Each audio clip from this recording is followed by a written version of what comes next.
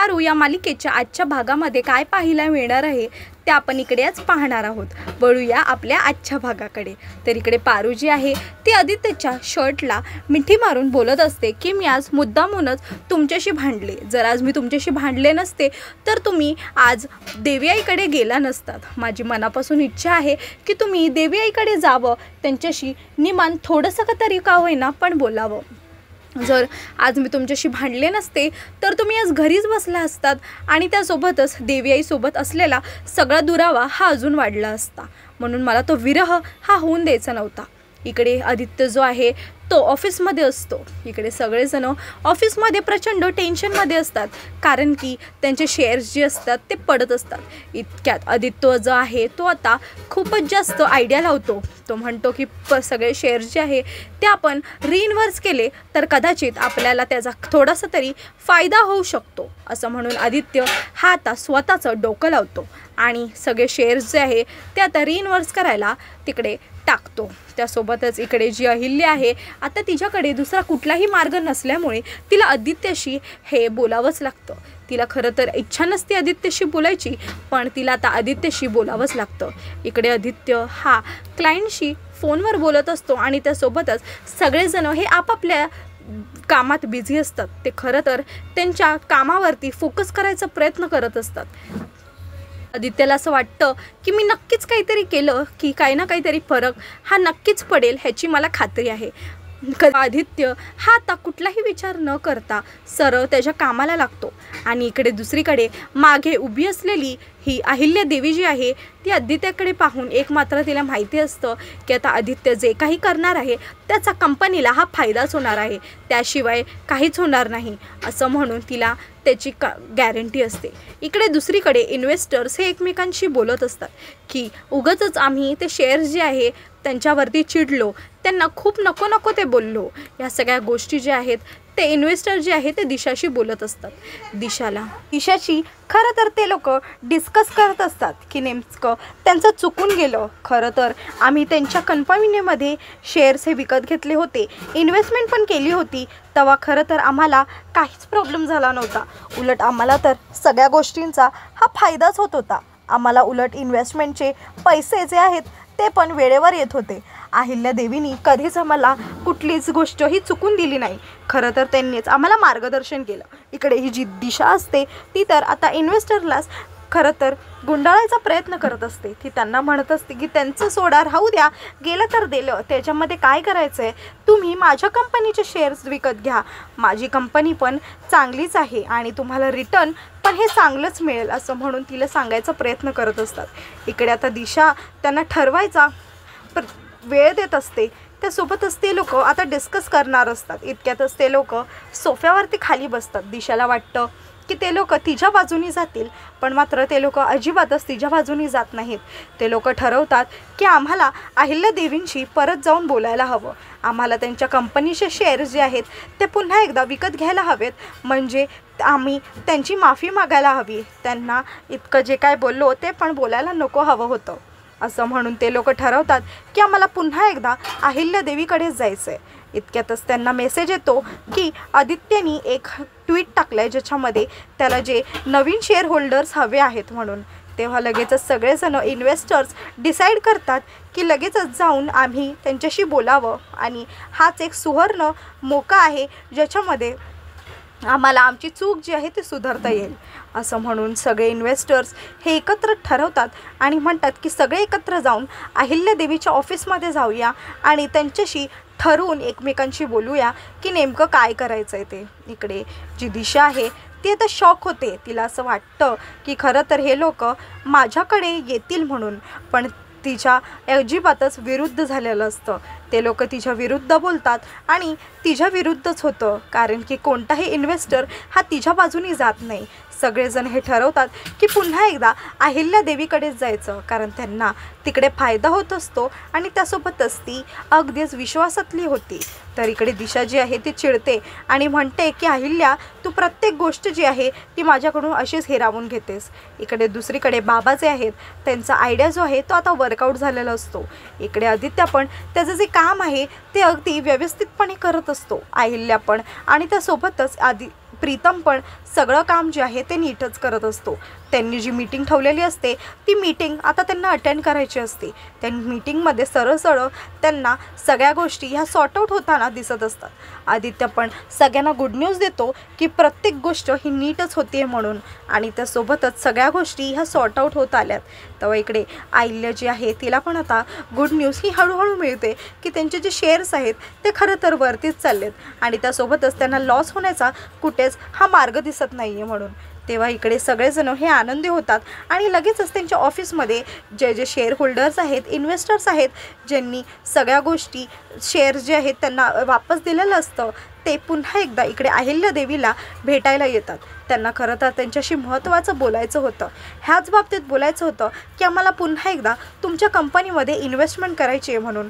पण इकडे जो आदित्य असतो तो आता सगळ्या गोष्टी ह्या स्पष्टपणे बोलायला लागतो। तो म्हणतो की मी खरंच थोडक्यात बोलतो पण स्पष्ट बोलतो। मी सांगतो की तुम्ही आज हे जे शेअर्स आहेत ते खरं तर चढल्यात आमच्यावरती आणि तोडायचा पण विषय केलात। उद्या असं काही खरंच झालं तर असं का होणार नाही की तुम्ही खरंच आमच्यापासून इथून निघून जाल आणि सगळे शेअर्स जे आहेत ते स्वतः काढून घ्याल म्हणून। असं म्हणून जो आदित्य आहे तो त्यांना सांगायचा प्रयत्न करत असतो की तुम्ही कुठल्याही क्षणी आम्हाला धोका देऊ शकता। आम्हाला खरं तर आमच्या कंपनीमध्ये विश्वासू माणसं हवी आहेत जे खरंच आमच्यावरती विश्वास ठेवतील आणि मात्र आम्ही त्यांच्यावरती डोळे झाकून विश्वास ठेवू शकू। अहिल्या पण खरं तर हेच बोलते। अहिल्याला खरं तर आदित्यचं जे बोलणं आहे ते मात्र पटतं, कारण आदित्य हा खूपच जास्त मुद्देशीर आणि बरोबर हा बोलत असतो। इकडे अहिल्याला माहिती असतं की खरं तर आता तिला काय करायचं आहे ते। तिला खरं तर असे इन्व्हेस्टर्स हे तिच्या कंपनीमध्ये नकोच असतात ज्यांना कुठल्याच प्रकाराची काळजी नाही आहे आणि त्यासोबतच ज्यांना कुठल्याच गोष्टीचा सिरियसनेस नाही आहे किंवा छोट्या छोट्या गोष्टीवरती ते आता आमच्यावरच चढू लागतील म्हणून। तेव्हा अहिल्या जी आहे ती म्हणते की आम्हाला अशा इन्व्हेस्टरची आमच्या कंपनीमध्ये गरज नाही आहे, तुम्ही खरं तर इकडून निघून जाऊ शकता, आम्ही दुसरे इन्व्हेस्टर्स हे आमच्या कंपनीसाठी शोधू म्हणून। तेव्हा इकडे प्रीतम जो आहे त्याला असं वाटतं की बरोबर झालं, ह्यांच्या सगळ्यांची असंच व्हायला हवं होतं, हे कसं वागले होते आणि आता ह्यांच्याशी पण असंच वागणूक होतीये हे ऐकून मात्र मला खूप बरं वाटतंय। तेव्हा इकडे दुसरीकडे पारू जी आहे ती खरं तर टेन्शनमध्ये असते। तिला असं वाटतं की देवी आई जी आहे ती माझं म्हणणं ऐकून घेईल का किंवा आदित्य सरांचं म्हणणं हे ऐकून घेईल का, तिच्या मनामध्ये असंच राग येणार आहे का, असं म्हणून ती तर स्वतःलाच टेन्शन करून घेत असते आणि इकडे अभ्यास पण करायला बसलेली असते, कारण पारूला तेवढाच अभ्यासाचं पण प्रेशर असतं। इतक्यातच तिकडे तिला पिंट्या हा भेटायला येतो। पिंट्या तिला म्हणतो हे खरं तर सतीश दादांनी दिले आदित्य दादाला द्यायला म्हणून मी इकडे द्यायला आलोय म्हणून। त्यासोबतच तो पाहतो की पारू ही प्रचंड टेन्शनमध्ये आहे म्हणून आणि टेन्शनमध्ये ती अभ्यास करते। हे बघून मात्र पिंट्याला काळजी वाटते। पिंट्या हे त्याला म्हणतो की खरं तर ताई तुला काय झालंय म्हणून मला सांग, काय प्रॉब्लेम असेल तर मी लगेचच तुझा प्रॉब्लेम जो आहे तो सॉल्व्ह करतो, असं म्हणून पिंट्या हा तिला बोलत असतो। पिंट्याचं बोलणं ऐकून पारूला मनापासून बरं वाटतं। पारूला असं वाटतं की तिला आधार देणारं आता त्या क्षणी कोणतरी आलंय म्हणून। तेव्हा लगेचच पारू जी आहे ती पिंट्याला स्वतःजवळ बसवते आणि त्यासोबतच त्याला सांगते की तू कसा तुझ्या आईपासून लांब झालास तर तुला किती त्रास होईल बरं, तुला आवडेल का की तुझी आई जी आहे ती तुझ्यापासून लांब आहे म्हणून। तेव्हा तो म्हणतो की नाही, मला अजिबातच आवडणार नाही की माझी आई ही माझ्यापासून लांब आहे म्हणून। त्यासोबतच ती हेच सांगायचा प्रयत्न करते की खरं तर आम्हाला पण आवडणार नाही, कारण तुझ्या आदित्य दादा जो आहे तो खरं तर लांब आहे। इकडे जेव्हा ती बोलतच असते त्यासोबत इतक्यातच तिला अहिल्याचा कॉल येतो। जसा तिला अहिल्याचा कॉल येतो, अहिल्या कुठलाही विचार न करता सरळ पारूवरती ओरडायला चालू करते। अहिल्याचा हेतू खरं तर तिला दुखवायचा नसतो, पण अहिल्याला सगळ्या गोष्टीचा राग आलेला असतो। कशी जी पारू आहे तिच्याशी वागलेली असते आणि तिला पण खरंच तिच्या त्या गोष्टीचा मनस्ताप होत असतो, कारण तिला वाटतं की पारूने माझ्या मुलाला माझ्यापासून लांब केलं आहे म्हणून। तेव्हा इकडे ती म्हणत असते की शक्य होईल तितकं तुम्ही लांबच राहा। इकडे खरं तर पारू जी आहे ती तिच्या देवी आईला सांगायचा प्रयत्न करत असते, पण तिची देवी आई हे तिचं अजिबातच ऐकून घ्यायचं काहीच ऐकत नाही। तिला असं वाटतं खरं तर ती चुकली आहे म्हणून। तेव्हा इकडे पारू आता मुकाटपणे तिची देवी आई जे काय म्हणते सगळ्या गोष्टी ऐकून घेते. तिच्या मनाला खरं तर वाईट वाटतं, पण ती त्याच्या अजिबातच वाईट वाटून घेत नाही, कारण हे सगळं तर तिची देवी आई बोलते ना, म्हणूनच तिला अजिबातच त्या गोष्टीचं वाईट वाटत नाही. ती खरं तर तिच्या एकदमच पर्सनली जाते, तिची लायकी काढते, पण त्या गोष्टीचं पण आता पारूला वाईट वाटत नाही, कारण आता देवी आई ही जी आहे ती तिची सासू असते. इकडे दुसरीकडे जेव्हा आदित्य जो आहे तो सगळ्या गोष्टी सॉर्ट करून हा घरी जात असतो, तिथे त्याचा बाबा जो आहे तो मात्र त्याला नावसतो, त्याला म्हणतो की आज तुझी कामगिरी केली आहेस ती खरंच खूपच जास्त उत्तम आहे. इकडे पारूच्या मनाला तगमग लागलेली असते, कारण की देवी आई आता तिला जे जे काय म्हणाले असते त्या गोष्टीची आता तिला भीती वाटू लागते. तिला असं वाटतं की खरंच देवी आई इतक्या टोकाला पोचल्यात का, किंवा इतक्या चिडल्यात का, जेणेकरून त्यांना इतका त्रास होतोय म्हणून ते माझ्यावरती राग काढतायत. तर इकडे दुसरीकडे आदित्य जो आहे तो खरं तर आता निघायला जातो. तो खरं तर अहिल्याला बाय पण म्हणतो, पण अहिल्या जी आहे ती आता आदित्याला काहीच रिस्पॉन्स देत नाही आहे. इथे आदित्य जो आहे तो सगळ्यांच्या गळाभेट घेतो, आई त्याच्या प्रीतमच्या आणि बाबांच्या, आणि इथे घरी येतो. तो पाहतो की आजी जी आहे ती आराम करते आणि इकडे जी पारू आहे ती अभ्यास करते. तो तिच्याशी नीट आणि प्रामाणिकपणे बोलायचा प्रयत्न करत असतो, पण पारू ही त्याला काहीच बोलत नसते, कारण त्या दोघांचेही आज खूपच जास्त वादावाद म्हणजेच भांडण झालेले असतात. इकडे पारू जी आहे ती आता त्याच्याशी काहीच बोलत नाही, ती सरळ जाऊन उठते. आदित्याला खरं तर खूपच जास्त विचित्र वाटतं की पारू एका शब्दाने पण त्याच्याशी कसं बोलत नाही आहे म्हणून. तर लगेचच पारू जी आहे ते त्या किचनजवळ जाते आणि त्याला काळजी दाखवते की नेमकं तुमचं काय चाललं आहे, आणि तुम्ही आज ऑफिसमध्ये गेला होतात ना, आणि ऑफिसमध्ये गेल्यावरती देवी आई ही तुमच्याशी कशी वागली आणि कसं काय झालं हे तुम्ही मला सगळं आणि सविस्तरपणे सांगा. तिच्या मनात एकच असतं की मला काहीही झालं तरीसुद्धा आदित्य सरांना हे त्यांच्या आईकडे पाठवावंच लागेल, कारण की त्यांना त्याची खूप जास्त गरज आहे. मी जरी त्यांच्या आयुष्यात नसले तरी मला चालेल, पण त्यांची देवी ही त्यांच्यासोबत असलीच पाहिजे. तर इकडे जी पारू असते ती तर आदित्याला सगळ्या गोष्टी ह्या सविस्तरपणे विचारत असते की नेमकं तुम्हाला काय बोलली देवी आई हे मला तुम्ही सांगा, आणि नेमकं तिकडंच काय घडलं जेणेकरून तुमच्या डोक्याला इतका ताण आलाय ते मात्र मला तुम्ही सांगाच, असं म्हणून ती सांगते. इकडे आदित्य हा तिला सांगायला नकार देतो, तर पारू ही चिडून किचनकडे जाते. लगेचच इकडे दुसरीकडे अहिल्या ही घरी आलेली असते आणि त्यासोबतच सगळेजण म्हणजेच प्रीतम, प्रिया आणि त्यासोबतच बाबा, इथे कामिनी आणि सोबतच दिशा जी आहेत हे सोफ्यावरती बसलेले असतात. तिकडे खूप सारे बॉक्सेस हा त्यांचा एखादा नोकर येऊन ठेवतो. तेव्हा इकडे जी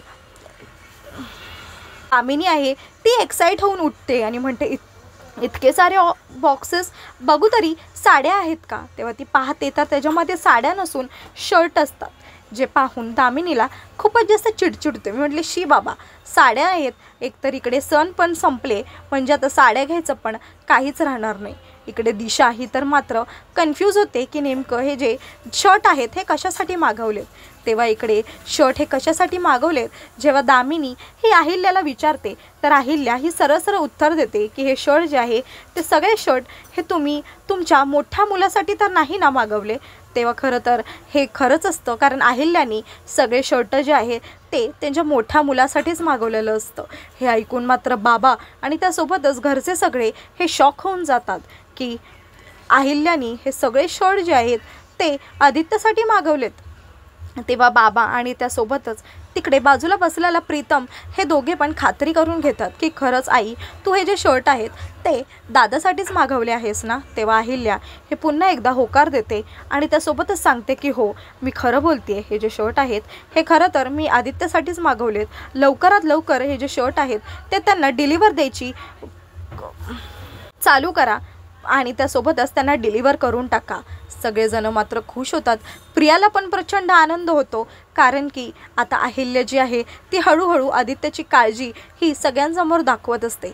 बाबांना प्रचंड बरं वाटतं, कारण अहिल्यानी ही आता तोंडावून तिची काळजी ही दाखवलेली असते. इकडे तिघेही म्हणजेच बाबा, प्रीतम आणि प्रिया हे तिघेही आता खूप जास्त एक्साइटमेंटमध्ये येतात. जेव्हा सगळेजण हे आपापल्या खोलीमध्ये निघून जातात, म्हणजेच अहिल्या, दिशा आणि दामिनी हे तिघे पण जेव्हा आपापल्या खोलीमध्ये निघून जातात, तेव्हा हे तिघेच म्हणजेच प्रीतम, प्रिया आणि बाबा हे तिघे खूपच जास्त खुश होतात. त्यांना असं वाटतं की आत्तापासून तर मात्र आई जी आहे ती काळजी तिची दाखवायला लागली आहे, आणि तिची काळजी दाखवायला लागली आहे म्हणजे नक्कीच तिच्या डोक्यामध्ये खरं तर आदित्यसाठी कुठे ना कुठेतरी अजूनही प्रेम आहे. रागही असेलच, पण प्रेम हा आहे. नाहीतर तिने हे जे सगळे शर्ट असतात ते तिने आदित्यासाठी हे मागवले नसते. आपण आता एक काम करूया, आपण लवकरात लवकर हे शर्ट दादापर्यंत पोचवून देऊयात, असं प्रीतम बाबांना म्हणतो. इकडे दुसरीकडे जो आदित्य आहे तो खरं तर पारूशी बोलायचा प्रयत्न करत असतो. तो पारूला सांगतो की आई जी आहे ती माझ्याशी थोडीशी तुटत वागली, आणि हे मला तुला सांगायचं नव्हतं. मला असं वाटलं की जर मी तुला हे सांगितलं तर तुला खूपच जास्त त्रास होईल, तुला धक्का बसेल, आणि त्यासोबतच तुला ही गोष्ट पचणार नाही की आई ही माझ्याशी असं वागली म्हणून.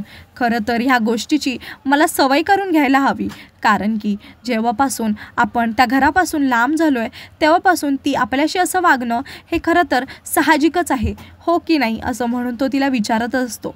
इकडे पारू असं दाखवते की तिला तर काहीच फरक पडत नाही आहे, पण मनामध्ये तिला जितका त्रास होत असतो हे मात्र आदित्याला कळतं की पारूला तिच्या मनामध्ये खूप त्रास होतो आहे, आणि त्यासोबतच ती जी देवी आई आहे ती हे पण तिला माहिती असतं. इकडे जो आदित्य आहे तो तिला म्हणतो की पारू, तू किती पण लपवलंस तरीसुद्धा तुझ्या डोळ्यातमध्ये दिसणारा तुझ्या देवी आईचा त्रास हा मला नक्कीच कळतो. खरं तर मला माहिती आहे की तू किती जास्त तुझ्या देवी आईचा विचार करतेस, पण कदाचित तिने आपलं जे नातं आहे ते अजूनही स्वीकारलेलं नाही आहे. कारण जर तिने आपलं नातं हे स्वीकारलेलं असतं तर कदाचित ती माझ्याशी थोडं तरी नीट बोलली असती, आणि कदाचित मला तिने स्वीकारलंसुद्धा असतं. तिने अगदी मला आवाज तरी दिला असता, पण तिने तसं काहीच नाही केलं. याच्यावरून हेच कळतं की खरं तर ती अजूनही आपल्यावरती नाराज आहे, आणि तिची नाराजगी ही आता काहीही करून आपल्यालाच दूर करायची आहे. काहीही झालं तरी आपण तिच्या नाराजगीला नक्कीच दूर करू, ह्या गोष्टीची मला खात्री आहे. तेव्हा जी पारू आहे ती पण त्याच्या होला हो देते.